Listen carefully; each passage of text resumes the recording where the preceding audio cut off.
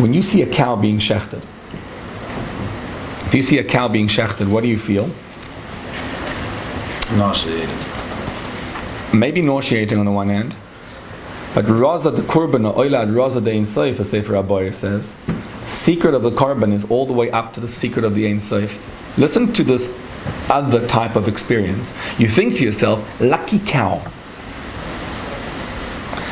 Lucky cow that he was able to completely lose himself, to be able to completely give himself over. He doesn't have to feel any longer the pain of existence, and I do. Holy cow. Holy cow.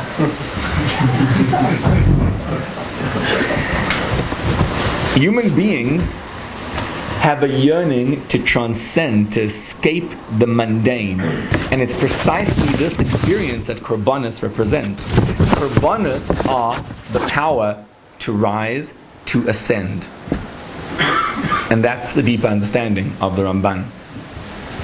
The Ramban says, you contemplate that what happened to the Korban should have happened to me. Not in the negative sense, he's dead, I should also be dead.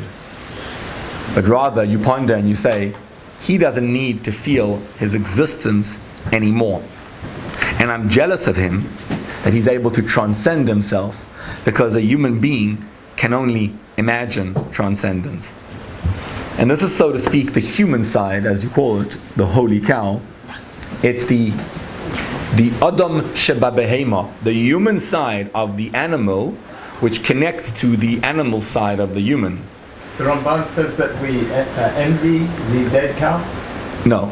The Ramban says that you look at the cow, you look at the animal, and you say what happened to him should have happened to me. Right. For somehow we usually explain that to mean he's dead for his, that I should have been dead for my Averis. Right. What I'm saying is Chassidus says, shed some light on it and says that's also true.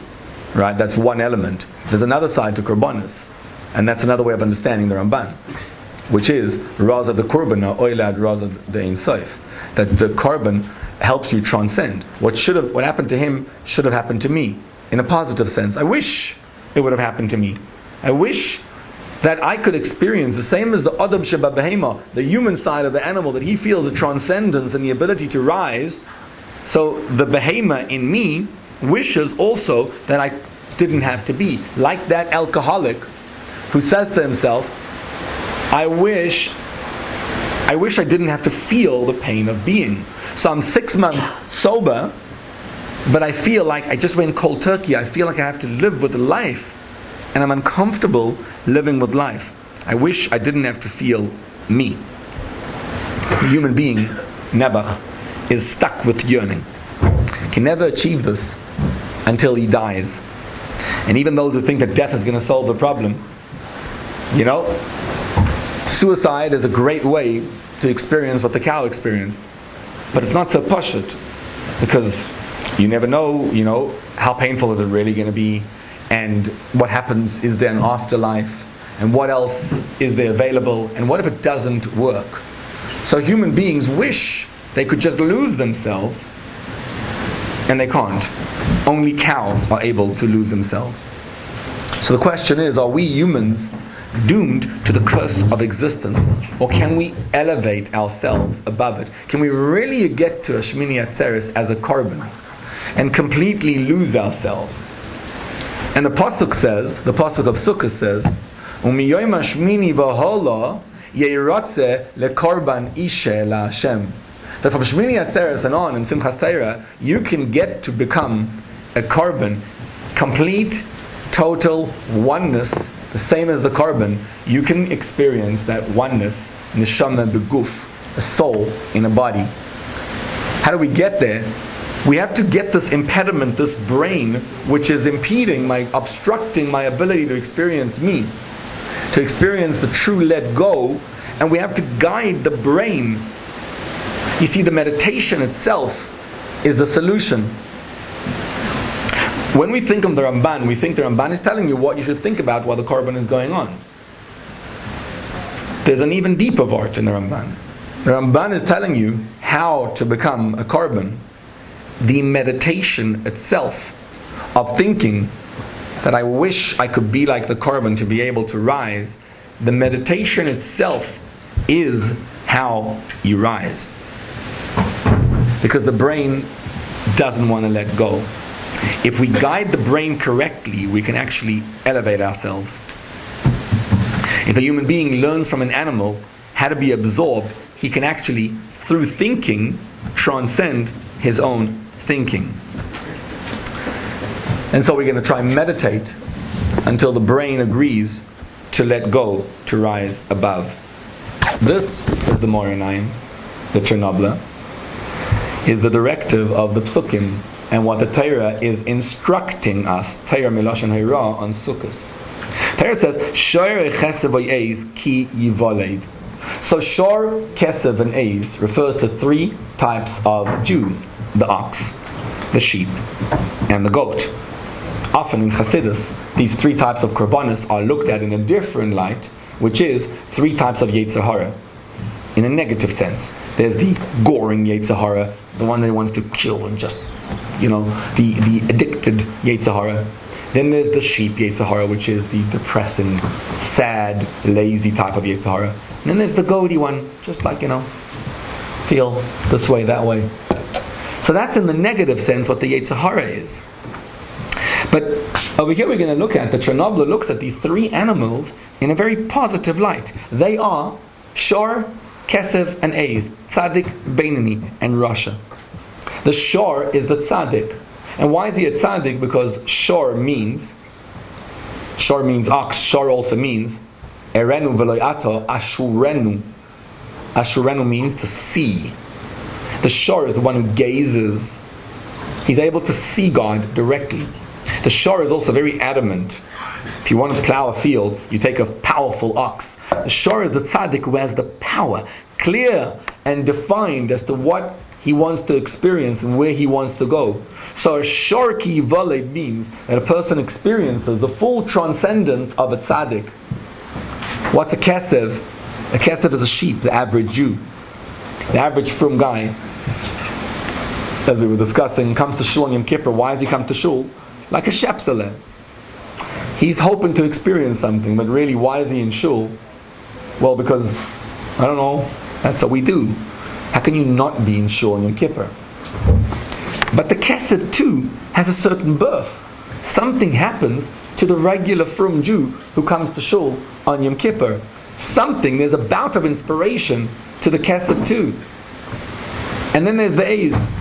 The Eis is a goat. A goat is the Rasha. Eis miloshen az, daring. Azus. So the Eis is like goaty. He's not. You can't plow with him. You can't use him. He's not timid. The Eis is the guy who doesn't care. He's carefree. And then you bring him into shul, and he walks inside just for Yizkar, just for Ne'ilah, just to be there. And all three, Shor, Kesef, and Eis, experience a birth of their own. And the Torah wants to continue this inspiration, to be able to develop it into a full-fledged korban, so that this little birth of Rosh Hashanah Yom Kippur, when we get excited, can be fully met, fully realized. And this the Torah says, V'hoyo shivas yomim tachas imoy. There's an animalistic emotion.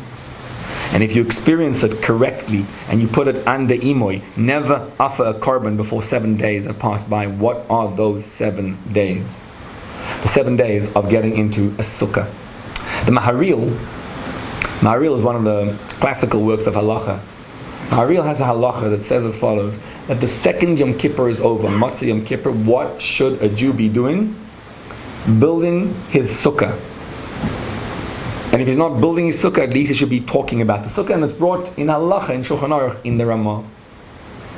When you look at this halacha in terms of Avodas Hashem, the significance behind the idea is that as soon as Yom Kippur is over, as soon as Aseres Yemei Teshuva have ended, the first thing to do is to build a sukkah.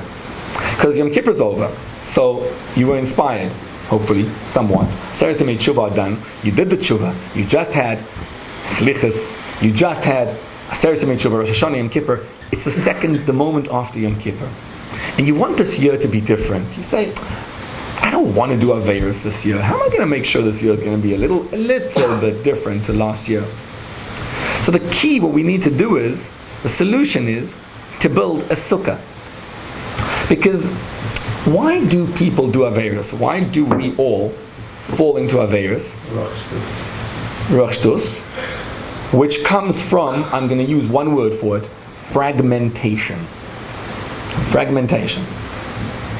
We have a life which is a holy life, my life in the Beis Medrash, my life in davening and learning, and then there's when I leave and I don't see the connection between the two. So I lose touch. There's this life and there's that life, and I don't have any kind of connection between this one and that one. So what ends up happening is there's a transcendent experience and then there's the one down here. And the solution is that we shouldn't do mitzvahs, we need to become mitzvahs. It's like a person who wants to make money. If you want to make money, you can't be a teenager who says, yeah, maybe I should make a little few dollars, whatever.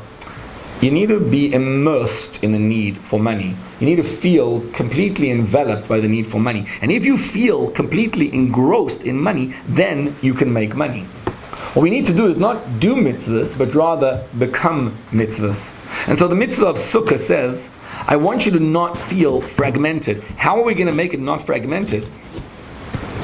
If the Torah mitzvahs are not something that you do, but rather something that you are.